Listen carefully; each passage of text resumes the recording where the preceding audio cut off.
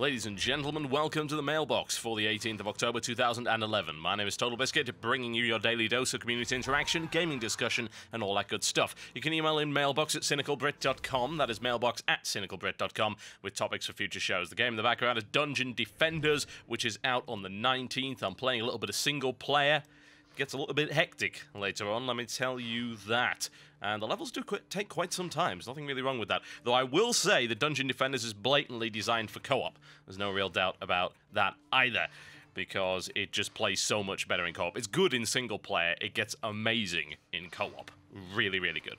Also, remember to stay tuned to the end of this broadcast, because we'll be announcing the winners of the GTX 580, as well as the two 560 Ti's we're giving away for the Rage launch. First email comes in from Rory that says, "Hey TB, often you describe how the sale of pre-owned games is damaging for the industry, yet I cannot agree. I'll try to keep this short. I'd like to point out that there are several stores out there that offer trade-ins for old movies and books out there.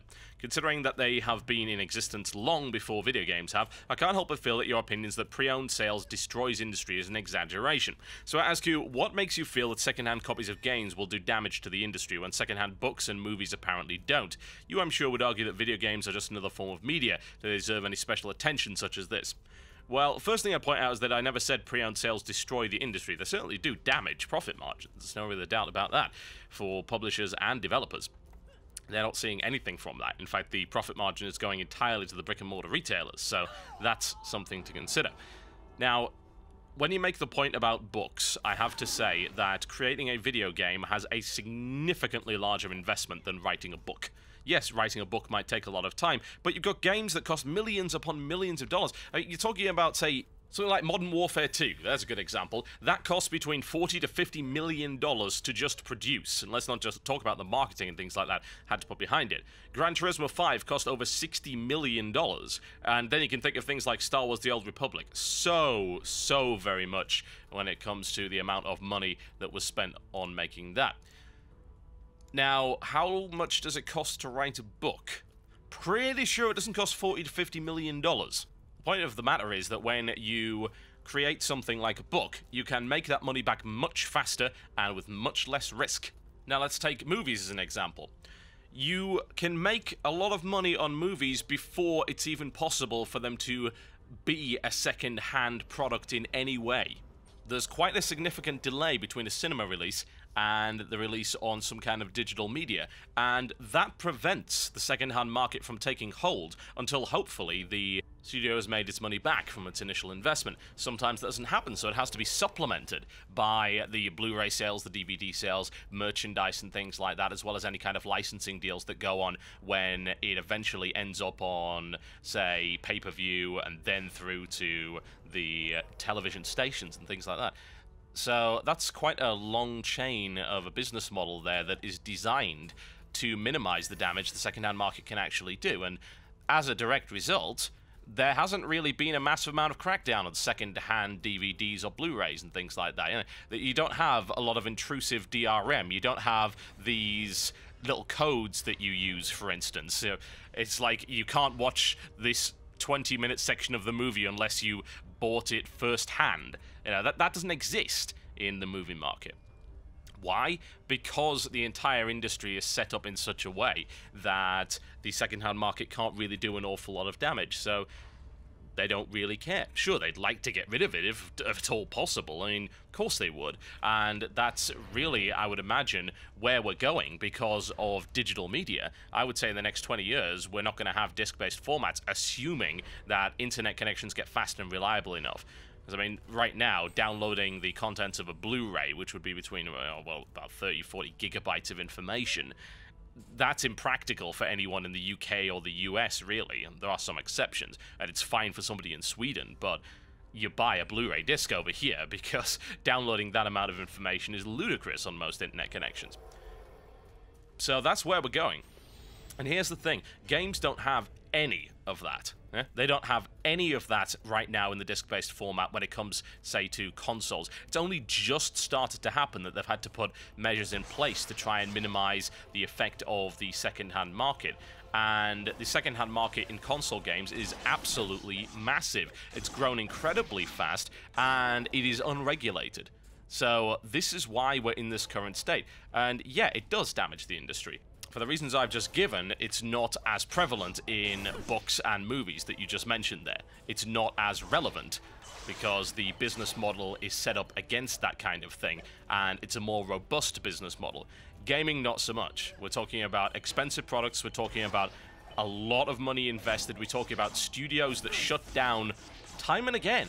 It's a pretty high-risk market, and these measures are being taken to try and lower that risk. Now, I don't necessarily approve of all of them, but you've got to understand why they're doing it. It's incredibly risky. One failed title, and you can shut down an entire studio. How many times have you heard of this happening? It's unpleasant. People lose their jobs over this kind of stuff. So, forgive me if I'm not all that sympathetic for GameStop, who make a killing off of used games and put absolutely no effort or value into the scene at all. This one comes in from Casey that says, you've talked at length about your opinions on in-game pre-order bonuses. However, I was wondering what your thoughts were on access to the game's beta being a pre-order bonus. On one hand, this isn't an in-game bonus, so for single-player games, it in no way impacts the final gameplay in a way that is unique to the person who pre-ordered. At the same time, though, this can grant them an advantage in multiplayer games, as they will have had plenty of time to learn the game and get good at it, leaving anyone who didn't pre-order at a disadvantage and potentially making them leave the game out of frustration. I would love to hear your opinions on this topic. It's a good point. I've never heard that brought up before, honestly. It's valid. I mean, yes, if you get into a beta, you can have an advantage. That said, bear in mind that beta does not necessarily represent the final product. A good way of looking at this would be StarCraft 2, for instance. There's plenty of people that started playing in day one beta that are certainly nowhere near competitive now. There's even a bunch of pros that were playing day one beta that are behind, way behind, people that started playing much later or switched from other games. The thing is, when it comes to competitive multiplayer, it really comes down to what the current metagame is as to what's effective and what is not. Sure, practice makes perfect, but in modern multiplayer games, there are weapons which are better, there are weapons which are worse, there are certain tactics which fall in and out of favor on certain maps, there are certain places, of course, that you can camp. That's just an example on FPS. Hell, look at MOBA games. Look at LoL, for instance, its current metagame. Look at how crazily that shifts. I mean, I've seen the metagame is starting to shift towards taking champions, like ranged AD carry champions in solo top lane to counter melee-based heroes. And it's like, that's unusual, you know, that's starting to shift the way that the game plays, and that really can change everything. Because if you played in the beta of LoL, for instance, I don't think you have too much of an advantage now. I think that really the advantage you gain from playing in a beta and practice starts to level off as things go on. For instance, people that played in the beta of LoL, yeah, they're probably pretty good because they've been playing since the start, but they don't really have an advantage over people anymore. The game has changed far too much from its beta phase for that to be relevant. I'd say the same thing about Hon as well. And maybe we might even see that with Dota 2, particularly since Dota 2 is going to release with a fairly small selection of heroes, because they just want to get it out as quickly as possible and then start adding the heroes in afterwards. And that's the basis of their model. But I do see your point. Yes, you are paying for an advantage one way or the other. However, I would say that it's an advantage that you have to work for still. Yeah, you get an advantage because you have the opportunity to practice more, but you still have to actually put that practice in. It's not the same as paying for a gun that does twice as much damage as the other guys. Now, that's just a base, flat advantage. When it comes to this kind of advantage, you've got to work for it. So I think it's less offensive. Really, one way or the other, people that play a beta are going to get an advantage. If you took that away, what would you have? Random selection? So it's going to be, what, a roll of the dice? Is that fairer, for instance? I don't know if it is. And honestly, the biggest problem that I've got with pre-order bonuses is not the idea of in-game advantages, although I find that fairly disgusting as well. It's that pre-order bonuses are more often than not taking parts of the game away from people that should otherwise get them, because they're usually taking development time that should have been used to put something in the game for everybody, or in the worst instances, they are actually parts of the game that have been sliced off and either released as pre-order bonuses for certain people. For instance, the Fletchet rounds and the, what the hell was the other thing? I think it was a silencer for a sniper rifle or something for Battlefield 3, when there was the big hoo-ha about that, because that was going to be exclusive stuff that you could not get anywhere else. Now, thankfully, they're going to release it after the fact, so it's just going to be a timed exclusive, which is less offensive. That's the kind of problem that I've got with it, and I think that's a much bigger deal than the idea that somebody gets a little bit of practice in before the game comes out, ergo is a bit better at it. Hey, if you're going to go down that route, then you should probably go even further and say game reviewers have an advantage at the start. Hell, I was playing Dungeon Defenders today, you guys weren't. Simple as that. I know more about Dungeon Defenders than you do, I'm a bit better. Actually, I have the top ranked score in that game because there's no one else playing it right now. So let's not go too far on that, I think. It's certainly the least offensive pre-order bonus that I can think of. And honestly, it can actually help make the game better for everyone on launch. So I think that pre-order betas should actually continue. This email comes in from Ryan. It says, I've been noticing that there have been many problems with new games being ported from consoles to the PC. When a new game, for example Rage, is released simultaneously on console and PC, there are many problems with the PC version, making it nearly unplayable for many who bought it on launch. It seems like the PC version was almost an afterthought. However, other companies take this to the other extreme, delaying the PC version several months to make it work well on the PC, but charge full price, even when you have seen some or all of the content. My question is this: which way do you feel is more correct, having a simultaneous release that can have potential problems, or delaying the game's release to have a well-tested product? Oh god, I wished I didn't have to choose between those two, but I understand why you think that you have to, because there have been plenty of games coming out recently where that's been the case. An example would be Dead Island. Dead Island was so broken, incredibly broken on launch. That was a mess. Rage was also a mess on certain setups. So bear in mind that I played that game unpatched and did videos of it and didn't have the issues that other people did. It was unfortunate. It's certainly an example of PC ports gone wrong. No real doubt about that. Then again, you've got some other extreme examples, like, say, Batman Arkham City, which has been delayed, I believe, for a month. I think they're now saying November 17th for the release date for that. I've got to be honest, I'm extremely tempted just to pick it up on console because, hell, I'll probably end up playing that game with a pad anyway. It works very, very well with a pad. Works alright with a keyboard and mouse as well, but there's nothing wrong with having a wireless pad and just being able to sort of loaf back and play on a big TV. I can, of course, do that on PC as well, but if I'm going to do that, then I might as well get the console version. And there are a lot of people that own PCs as well as a console of some description. That's something that I think some developers don't really understand so much. But on the other hand, I don't necessarily think they care either, and neither do the publishers. I don't know how much money the developer and publisher takes from each title. I wish I did, because there's things like licensing fees for releasing a game on a 360 and PS3 and other overhead that is not necessarily there on the PC. But then again, with PC, you've also got to take into account the amount that Steam or Gamersgate or the digital distribution platforms, which are selling a lot of these games in many countries, are actually taking out as well. So do they prefer us to buy it on PC, or do they prefer us to buy it on console? I really don't know. It could also be a piracy consideration as well, because they have the belief that, of course, piracy does not exist on 360 and PS3, which is BS. It absolutely does, but the big bugbear, of course, is PC piracy. Oh god. So if we delay the release of the version, then the piracy won't happen as much. Possibly, yes, but you also end up jerking around PC users, so they're less likely to actually buy your game in the first place. And then, of course, they can turn around and say, oh, well, nobody buys games on PC. It's like, you released this game a month later, and you charged the same amount for it. There are some examples where this is okay, by the way. Costume Quest was released a year afterwards on PC. That's an absurd amount of time, but you have to understand why. The publisher did not allow them to release a PC version, so they had to get another investor, Dracogen, I believe was their name, that invested in it, allowed them to make a PC version. They released the PC version with the DLC for free. That's a pretty good deal.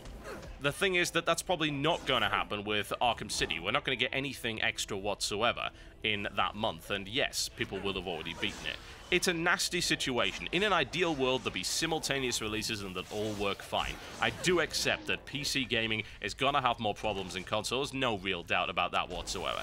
I have to say, though, that there are quite a few examples of games that have worked just fine, relatively speaking, with a simultaneous launch. Let me throw a few examples out there. Deus Ex Human Revolution. No real problems with that game whatsoever. A couple of minor issues here and there, but nothing that stopped you playing the game. Space Marine, another example. That game had no issues on PC at launch at all. For me, I certainly had no problems with it. It worked just fine. And then, of course, you've got some other indie stuff, like Dungeon Defenders, which is a simultaneous release. No problems on PC that I've seen. Orcs Must Die. No problems on PC that I've seen, aside from the lack of the rebinding of the controls. Slap, slap.